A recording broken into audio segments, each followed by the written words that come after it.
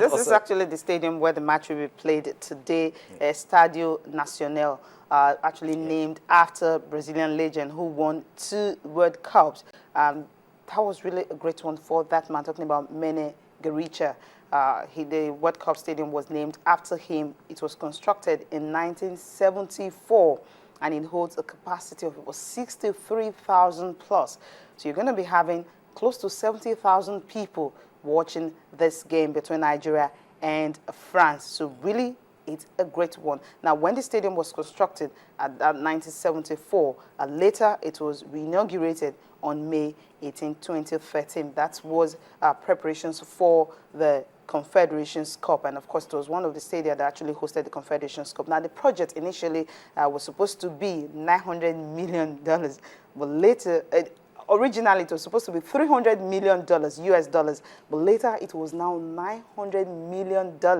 And of course, it's now the second most expensive soccer stadium in the world, and the first one is actually Wembley in England. So the Super Eagles will file out here today at 5 p.m. for the game against France. A huge atmosphere it's going to be for them. No pressure at all. No pressure at all for them. Huge. yeah. But on a more serious note, I would like to see players running at the defense of the French.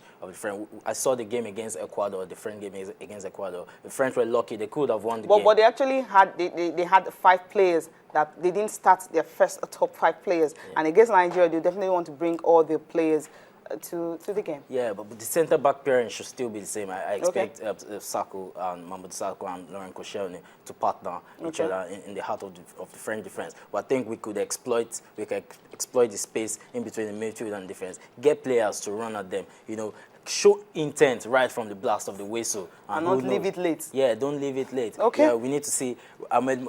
We just hope what Ahmed Musa showed against Argentina wasn't a one-off. I just hope he builds on that. It continues like that, because we need an African player to actually score 4 goals in this tournament. Okay, we saw the silent film, the training session of the Algerian national team. And of course, for them, it's the first for them in the second round. Of course, in this competition, you're having 2 African countries in the second round for the very first time in the history of the FIFA World Cup. You saw them training earlier, and of course, they're preparing for the Germans. Yeah, it's all of that really, but what a fairy tale run for Algeria.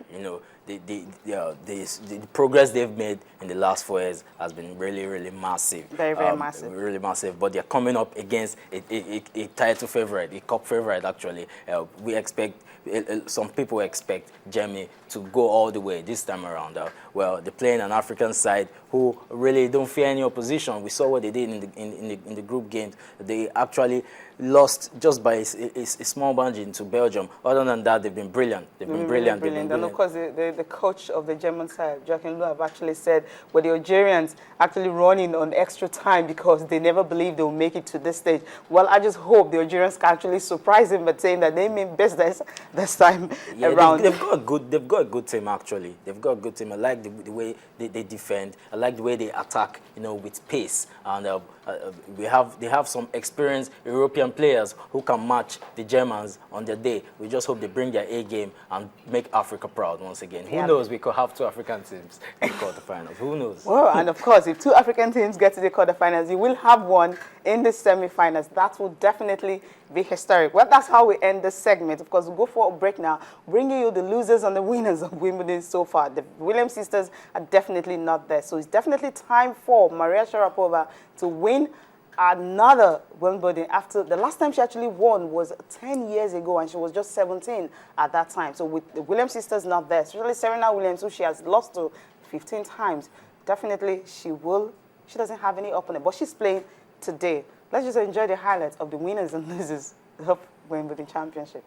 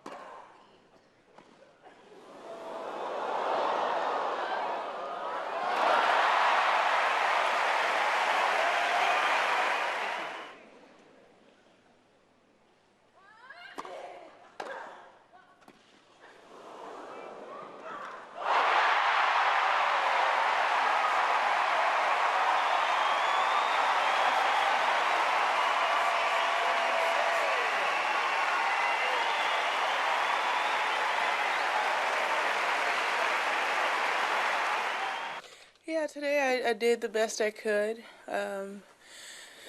I think she played well at every single moment. There weren't a lot of opportunities for either one of us, so she played well, and I gave it my all, and sometimes it's not enough. Well, most times your best is never enough. Okay, I'm looking at the papers now. I have complete sports with me. That's what I'm starting with. It's win or go home. Well, that's between Super Eagles and, of course, France. And another one, you have Eagles get $250,000 bonus. Yeah. Okay. The sport. Spot on. Yeah, the headline says, Keshi drills Emenike Musa, others on penalties. Way to go, boss. Yeah. You Dead never balls, know. I Yeah. don't like that. Okay, please win at regulation time. Okay, and the last one in review this morning, Soccer Star. Eagles seek upset over France. That's what we're waiting for. Yeah. Okay, we're talking tennis, right? The big games for today. Andy Murray, of course, is playing Kevin Anderson later today, and you have also Novak Djokovic playing Thomas Berdych. These two big games for today at Wimbledon. Definitely going to be a big one for Andy Murray. He's playing this South African guy who is 6 feet 8 inches tall. Yeah, huge for him. Huge game, huge opponent as well. Yeah, but well, Murray is well placed. We could actually have a big four in the last four. Because you still have Roger Federer, Andy Murray, Novak Djokovic, and Rafael Nadal. That will be quite something. We might not have that sort of pairing in a very long time. You know, I never knew Roger Federer could make it to the last four of the competition, but he's done well. And there's actually a permutation. Anytime he's won a certain opponent. I think in the we actually have quarterfinals. visuals on the screen. There's actually a 28-year-old woman who is 8 months pregnant that had to take part in 800 meters, where that was really a huge one for her, despite the fact that she's about 34 weeks pregnant.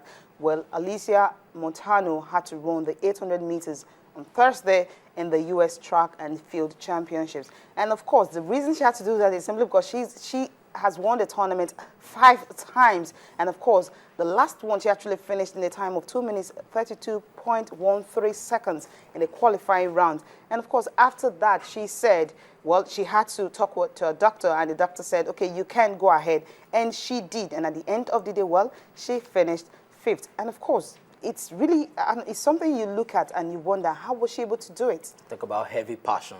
You know, okay, heavy passion. The passion is so heavy. It's strange, but you need to give credit to her. Really, I hope she doesn't put the baby in danger, though. And of course, the doctor said it was safe, and of course she had to do that because and we'd it was like to see, safe. we'd like to see the baby also taking after her mother, you know, doing the same. You do that. Okay, we will leave without talking about what is happening in Africa. Of course, the African top 16, we have a new champion, and it's Arino Quadri was able to dethrone the defending Egypt champion Sahid Lashner in the final of the African top 16 that happened at the weekend. And of course, beside him also, you also have a Nigerian woman who also qualified for the tournament later this year. And of course, it was really a good one for the women because though the Egyptians actually dominated them, but you have a Funke Oshananke losing. But the good one is when we have Arino Quadri, well, himself and Lashley had actually met 5 times, but he was able to run all through that